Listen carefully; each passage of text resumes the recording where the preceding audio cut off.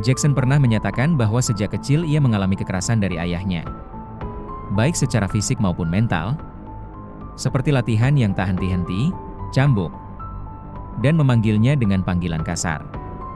Namun demikian, ia juga mengakui bahwa kedisiplinan yang diterapkan ayahnya membawa pengaruh besar bagi kesuksesannya. Marlon Jackson menceritakan, pernah dalam suatu perselisihan, Michael diangkat terbalik kemudian dipukuli di punggung dan bokongnya. Pernah pula di suatu malam, ketika Michael sedang tidur, Joseph memanjat dari kamarnya ke pintu kamar Jackson.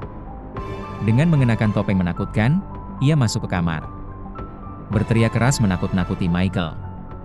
Joseph mengatakan bahwa ia melakukan itu untuk mengajarkan anak-anaknya agar tidak membiarkan jendela kamar terbuka ketika tidur.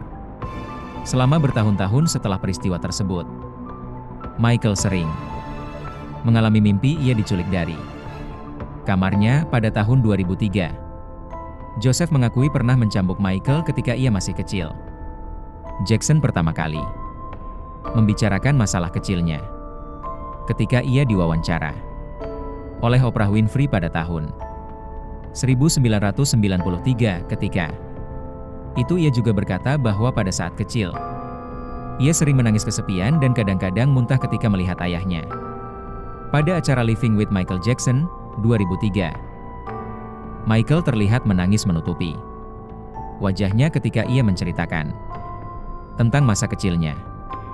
Jackson menampilkan bakat musiknya di usia belia, ketika ia menyanyi di depan teman-teman sekelasnya pada resital Natal di usia 5 tahun pada tahun 1964. Michael dan Marlon bergabung dengan The Jackson Brothers, sebuah band yang didirikan oleh saudara-saudaranya, Jackie, Tito, dan Jermaine, sebagai musisi pendukung.